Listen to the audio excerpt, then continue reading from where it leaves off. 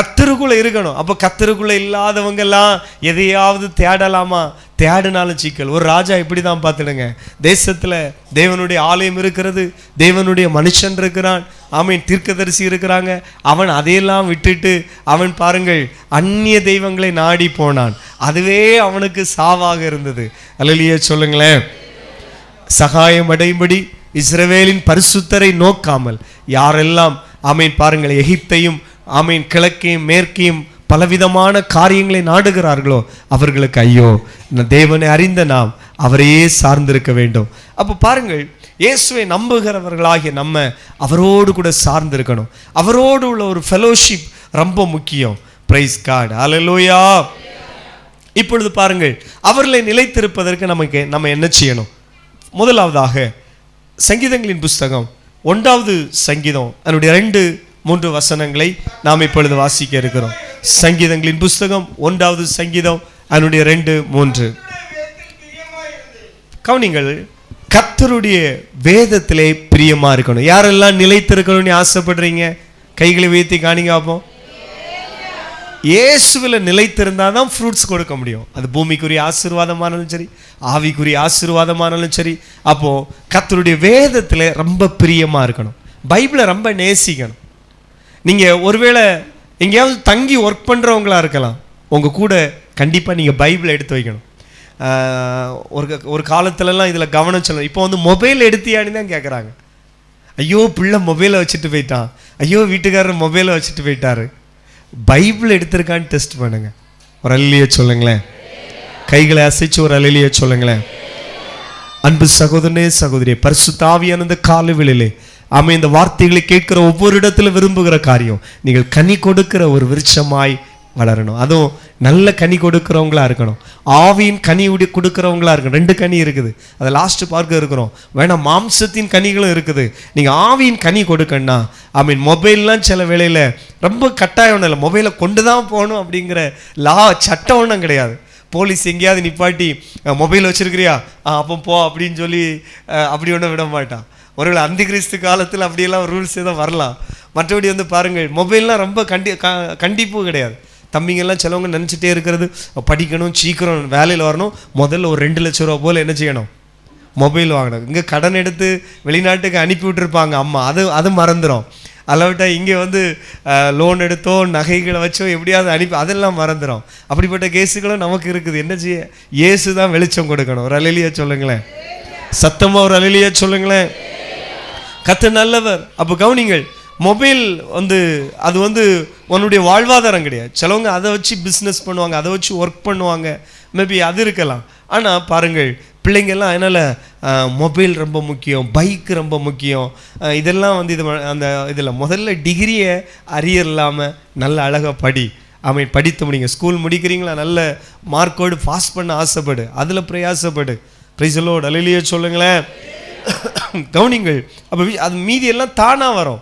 நீ ஜாபில் ஏறும் பொழுது உனக்கு என்ன தேவை, உனக்கு பைக்கு தேவைங்கிற காலத்தில் கர்த்தர் பைக்கு தருவார், கார் தேவைங்கிற காலத்தில் கர்த்தர் கார் தருவார், மொபைல் தேவைங்கிற காலத்தில் மொபைல் தருவார், லேப்டாப்பு அளவிட்ட டேப் இந்த உனக்கு என்னென்ன வேணுமோ எல்லாம் அந்தந்த காலத்தில் தருவார். சொல்லுங்கள், அதனதின் காலத்தில் கர்த்தர் தருவார். காலத்துக்கு முன்னால் வாங்கி வாழ்க்கையை சீரழிச்சு, படிப்பை சீரழிச்சு பாருங்கள், எதிர்காலத்தையே அல்லோட்ட ஆம்பிஷன் எல்லாம் உடைத்து போட்ட எத்தனையோ பிள்ளைங்க உண்டு.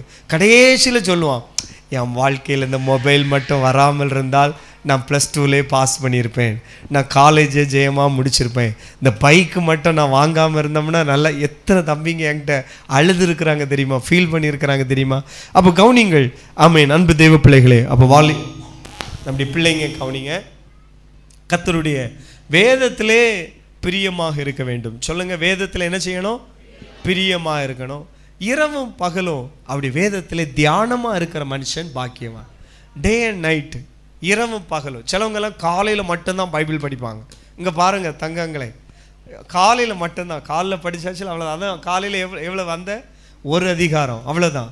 இல்லை, ஆமேன். கர்த்தருடைய வேதத்திலே இரவும் பகலும் தியானமாக இருக்கிற மனுஷன் பாக்கியவான். ஆமேன். காலையில் பைபிள் ரீட் பண்ணிங்களா, இரவிலும் பைபிள் ரீட் பண்ணலாம், ஒன்றும் தப்பு கிடையாது. அநேக பாவத்துக்கு நீங்கள் விலகி ஓடுறதுக்கு அது உங்களுக்கு உதவியாக இருக்கும். ஏன்னா சிலவங்கெல்லாம் பாருங்கள், இந்த அந்த இந்த காட்டு மிருகங்கள்லாம் இருக்குல்ல, எப்போ தான் அதெல்லாம் அதுகளுக்கு கண்ணு தெரியும், அது எப்போ ஆக்டிவாக மாறும் தெரியுமா? நைட்டு தான் அதெல்லாம் ஆக்டிவாக மாறும். கரடி, புலி, யானைல்லாம் எப்போ தான் வெளியே வரும்? நைட்டு தான் வெளியே வரும். இதே போல் சாத்தானும் என்ன தெரியுமா, அவனுக்கு டியூட்டி எப்போ தான் ஆரம்பிக்கும்? அதுவும் நைட்டு. அதனால தான் இந்த இப்போ இருக்கிற ஜென்ரேஷன் பிள்ளைகளுக்கு ராத்திரி உறக்கம் வராது பாருங்கள். நிறைய பேருக்கு பிரச்சனை, ராத்திரி உறக்கம் வராது. சிலவங்கெல்லாம் 2 மணி 1 மணி பிசாசு வந்து அவனை எழுப்பு, அவனையும் உறங்க விடாது, அவனையும் வசமாக கேமுக்கு கூப்பிடு, இவனையும் கேமுக்கு கூப்பிடுன்னு சொல்ல ஃபுல்லாக அது சாத்தானுங்க நெட்வொர்க்கை பாருங்க. முன்னால் ஒரு காலத்தில் கேம் அவங்க விளையாடிட்டு அவன் வச்சுட்டு இருப்பான். அப்புறம் வீடியோ கேம்னு ஒன்று வந்து அது எத்தனை பேர் விளையாடலாம்? 2 பேர் விளையாடலாம். இப்போ வந்து பாருங்கள், மொபைலில் சில கேம் வந்திருக்கு, 5 பேர் 6 பேர் அவனை ஸ்கூல் மெட்டு, காலேஜ் மெட்டு, இதுக்கிடையில் சில பிள்ளைகளும் சேர்ந்துடலாம் வசமாக. வீட்டில் உள்ளவங்களுக்கு தெரியாது. இடையில ஒரு தம்பி காட்டி கொடுத்தாங்க, பாருங்க ரத்தம் ஜெயம், அதை நிப்பாட்டுறேன், கத்தர் நல்லவன். டே என்னடா அது, நாங்கள் ஒரு டீமாக விளாடுறோம், இது யாருடா இது யாருடா இது யாருடான்னு கேட்டோன்னு ஒரு ஆளையும் காட்டி தந்தான், கத்தர் நல்லவன். அப்போ இப்படிப்பட்ட கேஸுகள்லாம் இருக்குது. அப்போ பாருங்கள், அவங்க அம்மாவுக்கு பார்வையிலே இது தங்கம் அப்படின்னு சொல்லிட்டு அவங்க என்ன செய்யிருப்பாங்க. இது சும்மா மொபைல் வடிச்சுட்டு இருக்கோம், என்ன செய்துன்னே யாருக்கு தெரியாது. நான் சொல்கிற விஷயம் சாத்தானுடைய ஒரு தந்திரம். நீ கர்த்தருடைய வேதத்தை விட்டு உன்னை எப்படியெல்லாம் பிரிக்கலாமோ அப்படியெல்லாம் அவன் வகை தேடுவான். எப்படியெல்லாம் வேத புஸ்தகத்தை விட்டு உன்னை பிரிக்கலாம், எப்படியெல்லாம் இரவும் பகலும் வேதத்தில் நீ தியானமாக இருக்காதபடிக்கு உன்னை என்னென்ன டெக்னாலஜியெல்லாம் பயன்படுத்தலான்னு சொல்லி இன்னும் இதை விட அட்வான்ஸாக இன்னும் ஏதாவது சாத்தான் கொண்டு வருவான். ஏன்னா கடைசி காலம், எப்படியாவது சிலரை அவன் பக்கம் திருப்பணும் அப்படின்னு சொல்லி ஆசைப்படுவான். அப்போ கர்த்தருடைய வேதத்தில் பிரியமாக இருந்து இரவும் பகலும் அப்படி வேதத்தில் தியானமாக இருக்கிற மனுஷன் பாக்கியவான். அப்படி ஒரு மனுஷன் இருந்தா, அடுத்த வசனத்தில் வாசிக்கிறோம், அவன் நீர்க்கால்களின் ஓரமாய் நடப்பட்டு தன் காலத்திலே தன் கனியை தந்து இலை உதிராதிருக்கிற மரத்தை போல இருப்பான், அவன் செய்வதெல்லாம் வாய். ஒரு பக்கத்தில் 2 பேருக்கு கை இப்படி சொல்லுங்க, கண்ணை பார்த்து சொல்லுங்க, ஒரு சிரிச்சு போட்டுடுங்க. காலத்தில் கனி கொடுக்கணும் சொல்லுங்க, சொல்லுங்க, காலத்தில் கனி கொடுக்கணும். ஆமென், அல்லேலூயா சொல்லுங்களேன். காலத்தில் கனி கொடுக்காம ஒரு தகப்பனா ரொம்ப நாளாக சபைக்குள்ளே வந்துட்டு இருந்தார், ஞானஸ்நானம் எடுக்க மாட்டார். அப்புறம் திடீர்னு ஒரு நாள் சொன்னார் ஞானஸ்நானம் எடுக்கணும். அப்போ கண்டிஷன் எப்படின்னு பார்த்தோன்னா நடக்க முடியாது. கட்டிலில் படுத்த பிற சொல்கிறாரு, தம்பி ஞானஸ்நானம் எடுக்கணும். அப்போ நல்லா ஆரோக்கியமாக இருந்தோம். அவர் ஒத்தைக்கு தூக்கி கூட ஒரு தம்பி, 2 பேர் தான். பாஸ்டர் வந்து ஜஸ்ட் முக்கி மட்டும் தான் விட்டார். அல்லேலூயா. இப்போலாம் யாரும் சொன்னால் முடியாது. அல்லேலூயா. அப்போ காலத்தில் ஞானஸ்நானம் எடுக்கணும் சொல்லுங்க. இந்த கண்ணெல்லாம் கெட்டவரை பிரசங்கியில் எப்படி வாசிக்கிறோம், உன்னுடைய வாலிப நாட்களில் சிருஷ்டிகரை நினைக்கணும், வாலிப நாட்களில் பரிசுத்தமாக வாழணும். யோசேப்பு அப்படிதான், 80 வயசுல பிறவா பரிசுத்தமாக வாழ்ந்தான். வாலிப நாட்களில் அவன் பரிசுத்தமாய் வாழ்ந்தான். வாலிப நாட்களில் பாவத்துக்கு விலகி ஓடினான். இன்னைக்கு உலகம் சாத்தான் என்ன தெரியுமா டிப்ஸ் தருவான், இது அனுபவிக்கிற காலண்டா, இது என்ஜாய். இந்த உலகம் இப்போ அனுபவிக்காம எப்போ அனுபவிக்க போகிறோம்? 60 இந்த முடியெல்லாம் நரைச்ச போகிறோம். சாத்தானுக்கு தந்திரத்தை பாருங்க. ஆனால் வசனம் எவ்வளோ தெளிவாக சொல்லுது, பிரசங்கிலே வாசிக்கிறோம், உன் வாலிப பிராயத்திலே உன் சிருஷ்டிகரனை, பிரசங்கி 12:1 வசனம்.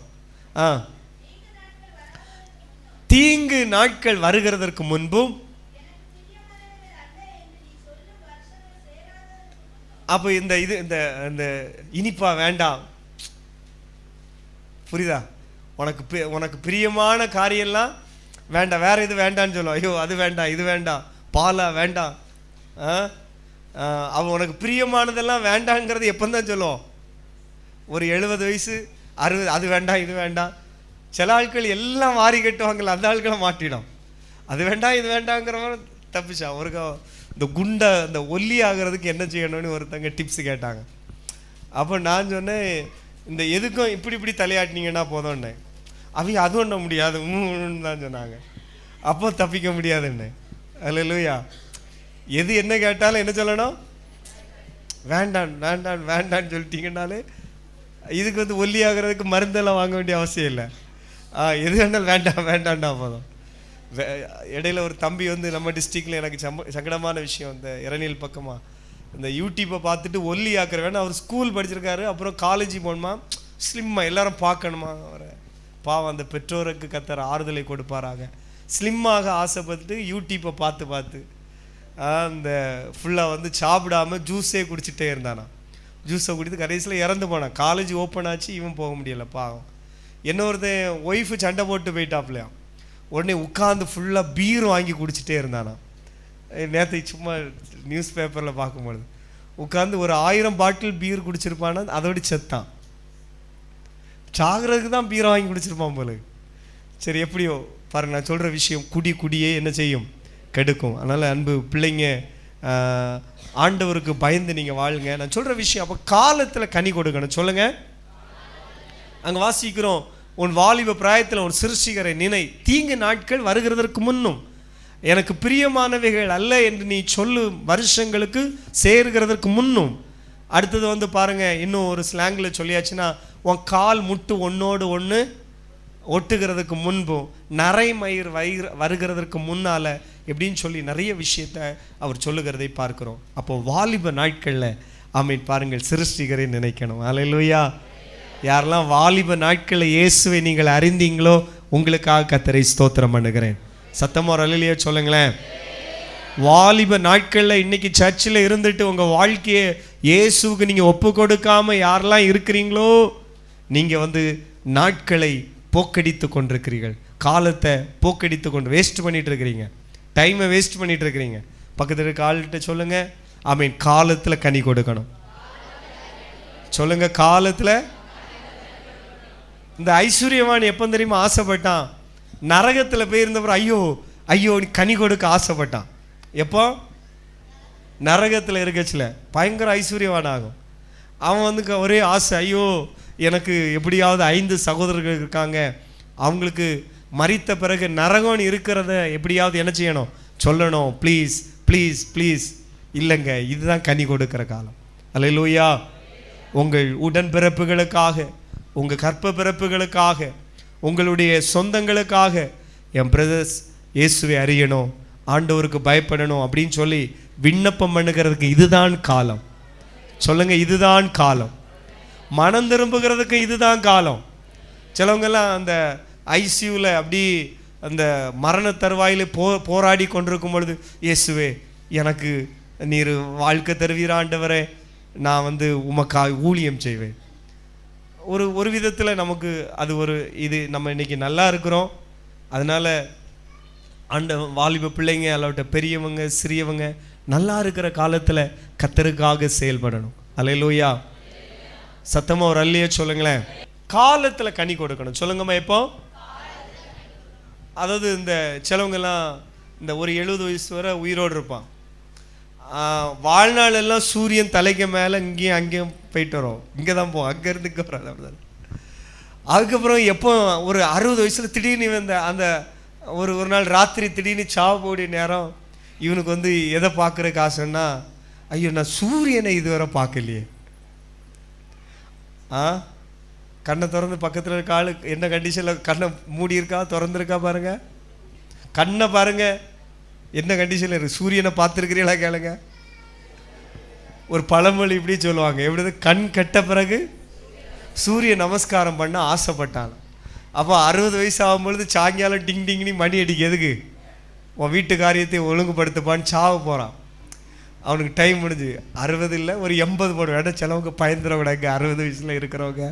அப்போ 60 வயசில் மணி அடிச்சிருமா, இல்லை 80 போதுமா, இல்லை 100 அடிக்குமா, 100 போட்டுருவோம். அல்லேலூயா. 100 தான், அப்படி தானே. இப்போ சரி 100 வயசு, ஆமென். எனக்கு ஆசையும் அப்படி தான் பாருங்க. ரொம்ப நாள் ஜெபம் பண்ணிட்டு இருக்கிறோம், ஆண்டவரே இந்த தள்ளாடுகிற வயதில் இருக்கிற ஒரு பாட்டிமாரையும் அம்மாமாரையும் 100 வரை கேட்டுட்டு இருக்கோம். அப்போ நீங்கள் தான் அதுவ, இல்லாட்டி வெளியிலேருந்து தான் கொண்டு வர்றாரு. அல்லேலூயா. தள்ளாடுகிற வயதில் இருக்கிற 100 தாத்தாக்கள் இந்த அப்பச்சமாறு தேவனையும் ஜெபம் பண்ணிட்டு இருக்கோம். ஆமாம். இப்போ வேலைன்னு ஓடிட்டு இருக்கிற ஆட்கள்லாம் இனி ரிட்டைர்மெண்ட் ஆகி இங்கே பாம்போல் வந்து சோத்திரம் பண்ணிட்டு அப்பச்சம் போல் இருக்கணும். அங்கே இங்கே ஜெபம் நடக்கச்சில் அங்கே வீட்டில் இருந்து கடலை தின்னுட்டு இருந்துடவிடா, டிவியை பார்த்துட்டு இருந்துடவிடா. அதுக்கு தான் ரிட்டைர்மெண்ட்டை தந்துருக்கிறது. இல்லையா சொல்லுங்களேன். 60-70 வயசு பிறகு ஆண்டவர் எதுக்கு வச்சிருக்கிறாருன்னா, முதிர் வயதிலையும் வந்து சபையில் என்ன செய்கிறதுக்கு, கனி கொடுக்க. வீட்லேயும் கனி கொடுக்கணும். வீட்டில் அங்கே சில வயசான காலத்தோடு வீட்டில் அங்கே இருக்க முடியாது. ஒரே புளிச்ச பழமோ அழுகுன பழமோ ஈச்சி ரத்தம் ஜெயம். முதிர் வயதிலும் எப்படி இருக்கணும்? சத்தமாக 2 பேருக்கு கை எப்படி சொல்லுங்க. வயது போக போக கனிக்க டேஸ்ட் குறைஞ்சிடக்கூடாது. அல்லேலூயா. கொஞ்சம் சத்தமா சொல்லுங்களேன், கொஞ்சம் கூட சத்தமா. அவ்வளவுதான். கர்த்தர் உங்களை ஆசீர்வதிப்பார். ஆமென். கவனிங்கள். அப்போ நான் சொல்ற விஷயம், அன்பு தேவ பிள்ளைகளே, காலத்துல கனி கொடுக்கணும். சொல்லுங்க. இப்போ பரிசுத்தமா வாழாம சிலவங்க எல்லாம் அந்த நரகத்துல போய் இயேசுவே இந்த ஐஸ்வர்யமானாது இப்படி ஜெபம் பண்ணா பார்த்துடுங்க. ஆண்டவரை, என்ன எனக்கு 5 சகோதரர்கள் இருக்கிறாங்களே, நம்ம ஆட்கள் யாராவது போனா ஒரே அழுகையாக தான் இருக்கும். ஆண்டவரே இயேசுவே, ஒரு வாழ்வு தரமாட்டா, ஒருக்கா கூட தரமாட்டாப்பா, ஒருக்கா கூட தரமாட்டாப்பா. இனி பரிசுத்தமா வாழ வைப்பா, நீ பாடின போல நம்புங்கப்பா. இல்லை இல்லை, இந்த காலத்தில் கனி கொடுக்கணும். ஆமென். காலத்தில் கனி கொடுக்கணும். சொல்லுங்க. காலத்தில் இந்த இளவயதும் வாலிபமும் மாயை ரொம்ப ஃபாஸ்ட்டாக போயிடும்மா. இந்த சின்ன பிள்ளைங்கள்லாம் இந்த லைஃப் வந்து இனி கிடைக்காது பார்த்துடுங்க. இந்த குழந்தை தன்மையாக இருக்கிறீங்களா, நல்ல அம்மா அப்பாவுக்கு கீழ்ப்படிந்து அவங்க முகங்களெல்லாம் பார்த்து பேசணும். மொபைலில் எடுத்து வச்சுட்டு இருக்காதுங்க. இந்த லைஃப் இனி கிடைக்காது. இனி எப்போ தெரியுமா கிடைக்கும்? அடுத்தது உங்களுக்கு ஒரு குழந்தை பிறந்து அதுவும் வளர்ச்சியில் தான் அப்பா அழுவீங்க, ஃபீல் பண்ணுவீங்க. அப்பா அவிய இருக்க மாட்டாங்க. எவிய அம்மா அப்பா காட்ரேஸ் சிலவங்களுக்கு இருக்கிற கிருபை தருவாராக. ஆனால் நீ உணர்வடையச்சில் உன்னுடைய தகப்பனார் தாயார் என்ன கண்டிஷனில் இருப்பாங்கன்னே தெரியாது. சிலவங்க இருக்கிறாங்க எங்கே தெரியுமா? இவங்க யூகேயில் செட்டிலாக இருப்பாங்க, அம்மா அங்கே கிராமத்தில் இருப்பாங்க. அப்போ இப்போ ஒரே ஆளு என்னுடைய அம்மா அம்மா, அப்போ ஹலோ அம்மா அப்படின்னு தான் பேச முடியும். இங்கே லீவுக்கு 10 நாள் லீவுக்கு வருவாங்க, 20 நாள் லீவுக்கு வருவாங்க. அப்போ ஒரே அம்மாவும் மகளும் ஒரே ஸ்நேகமாக இருக்கும். அப்பா அம்மா ஸ்நேகமாக இருக்கும். அல்லோட்ட யூஎஸில் செட்டில் ஆயிடுவாங்க, அல்லோட்ட அரபியில் அந்த அரபு நாடுகளில் இருப்பாங்க, எங்கேயாவது இருப்பாங்க. அதனால் இது ஒரு நல்ல சான்ஸ். உங்கள் அப்பாவிட்ட நேரத்தை செலவிடுங்க, அம்மாட்ட நேரம், அவங்க முகங்களை. ஆனால் சாத்தானுக்கு தந்திரம், அவங்க ஃப்ரெண்ட்ஸு தான் உலகம். அம்மா அப்பாலாம் நமக்கு விருப்பம் இல்லாத ஆள் போல் சாத்தான் காட்டி தர்றானா முகத்தில். உன்னுடைய அம்மா அப்பா ரொம்ப முக்கியம். அதனால் காலத்தில் கனி கொடுக்கணும். அதே போல் தான் இந்த சின்ன வயசில், இப்போ வந்து இந்த வயசில் தான் நீங்கள் சர்ச்சில் வந்து கொயரில் சேரணும், பாடணும், இன்ஸ்ட்ருமெண்ட் ப்ளே பண்ணணும், சண்டே கிளாஸில் உட்காரணும், வசனம் படிக்கணும். குயிக்காக இந்த காலம் கடந்துடும். இளவயதும் வாலிபமும் மாயை ஒரு பூவை போல் கலைந்துடும்.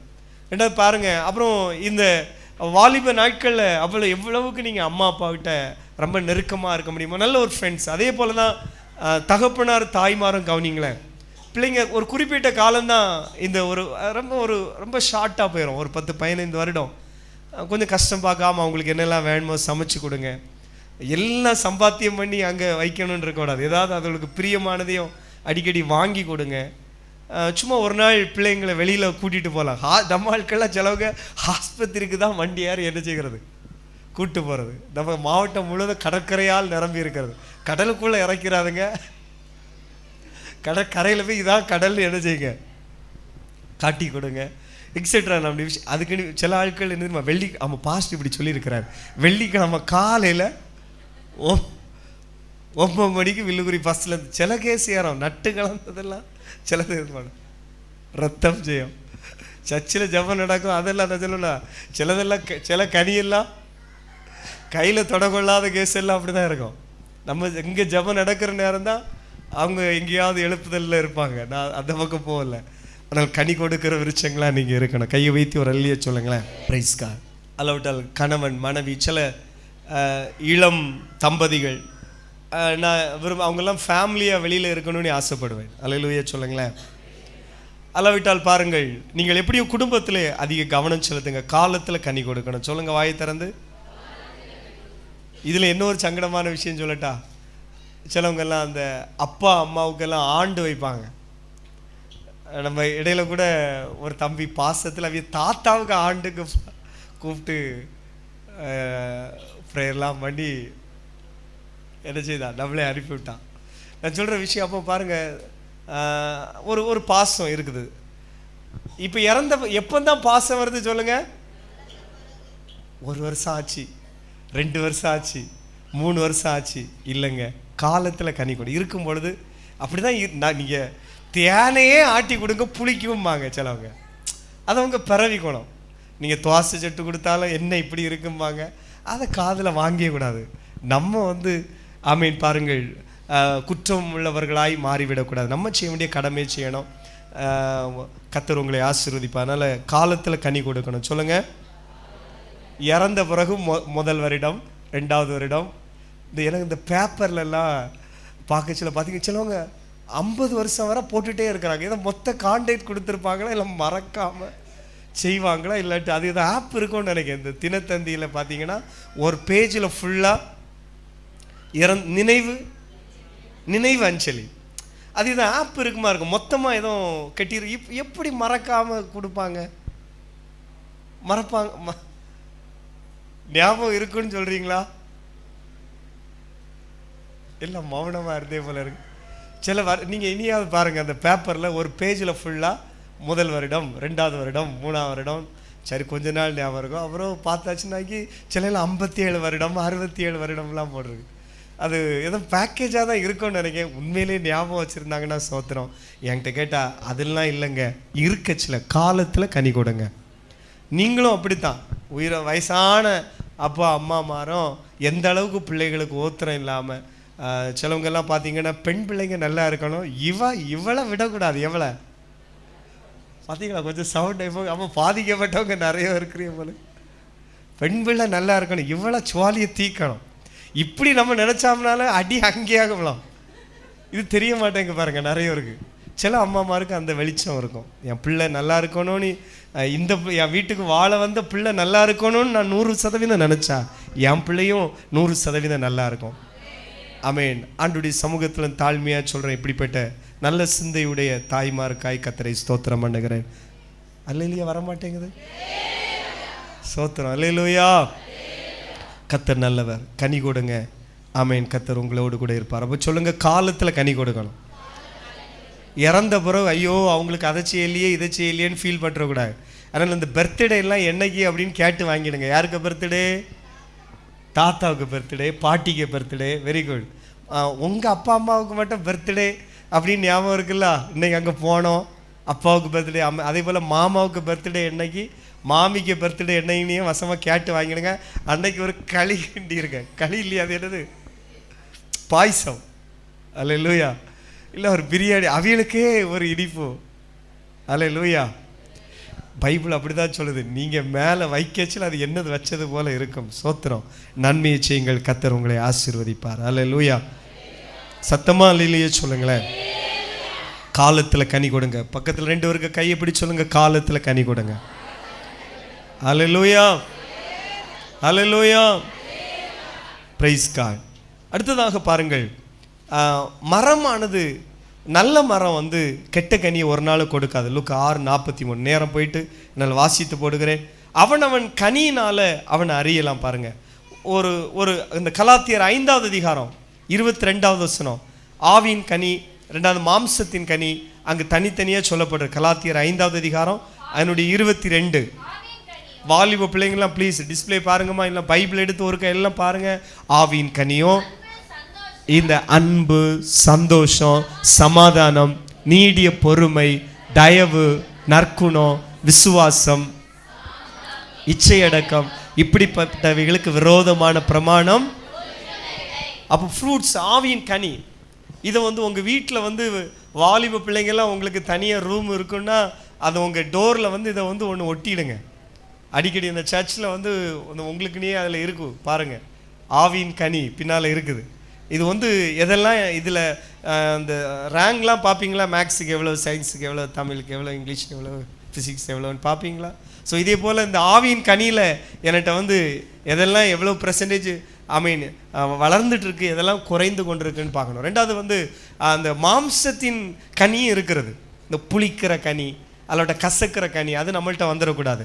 மாம்சத்தின் கிரியைகள் வெளியரங்கமாக இருக்கிறது.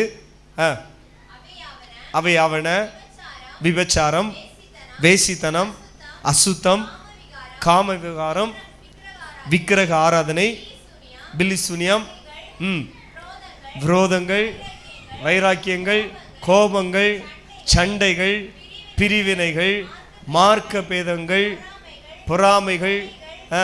இதை பொறுமையா பாருங்க, உட்கார்ந்து இதை குறித்து ஒரு 5 பக்கம் கட்டுரை எழுதணும். கேக்குதா?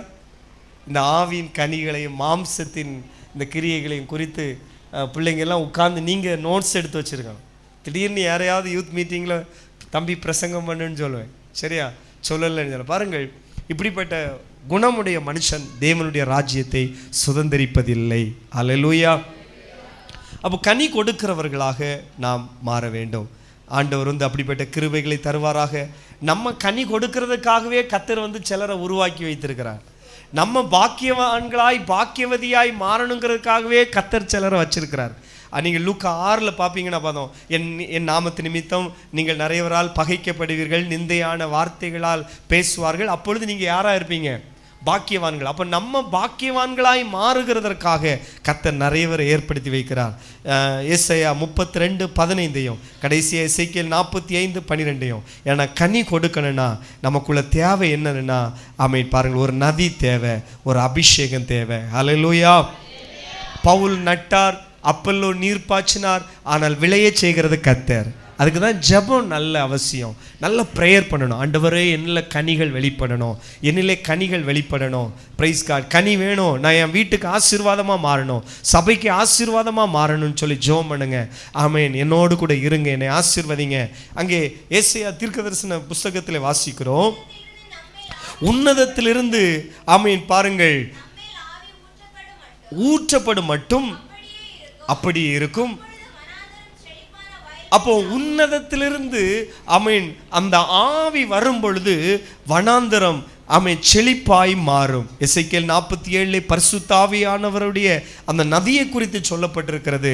இந்த நதி எங்கெல்லாம் போகுமோ, நதியோரமாய் அதன் இரு கரையிலும் அக்கறையிலும் கவனிங்கள், புசிப்புக்கான சகலவித விருட்சங்களும் வளரும், அவைகளுடைய இலைகள் உதிர்வதும் இல்லை, கனிகள் கெடுவதும் இல்லை.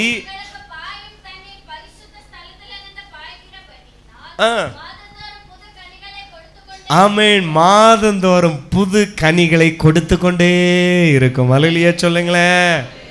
ஆமென். அவைகள் புது கனிகளை என்ன செய்யும்?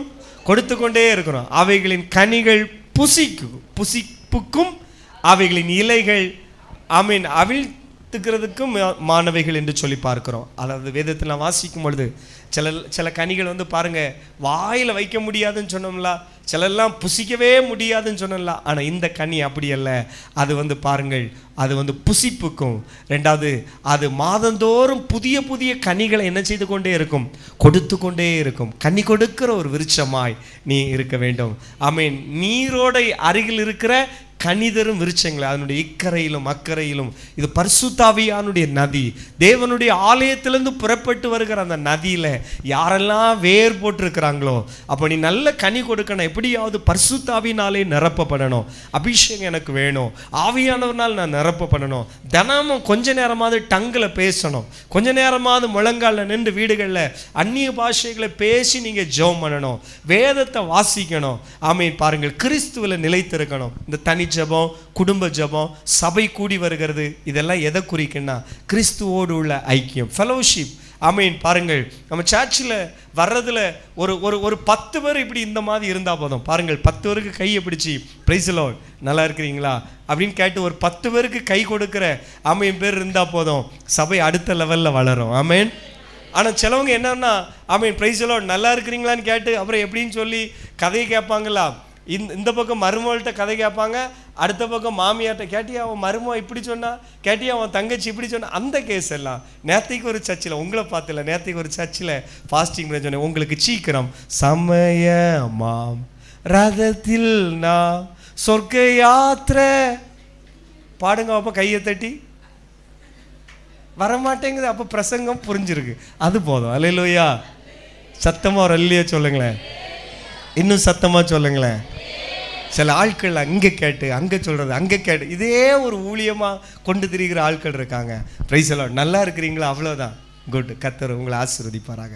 இப்படி நல்ல வார்த்தைகளை சொல்லி பரிசுத்த ஆவியினுடைய நிறைவோடு இருக்கிற பிள்ளைகள் ஆமென் சபைக்குள்ளே எழும்பணும். நீங்கள் கனி கொடுக்கிறவர்கள். ஆமென். சத்தமாக ஒரு இல்லையே சொல்லுங்களேன். அதுக்கு அந்த பக்கத்தில் போய் ஆமாம் இன்னைக்கு மீனா வாங்கினீங்க, என்ன மீன், எத்தனை சாலை கிடச்சி, எத்தனை ரத்தம் ஜெயம், அல்லேலூயா, எழுதியிருக்கிற பக்கங்களை மட்டும் என்ன செய்யணும், வாசிக்கணும். அல்லேலூயா சொல்லுங்களேன், சத்தமாக சொல்லுங்களேன். ஆமென். கனி கொடுக்கிற விருட்சங்களாக இருக்கணும். சொல்லுங்க, என்ன விருட்சங்களாக இருக்கணும்? ஆமென். கர்த்தர் நம்மளை ஆசீர்வதிப்பாராக.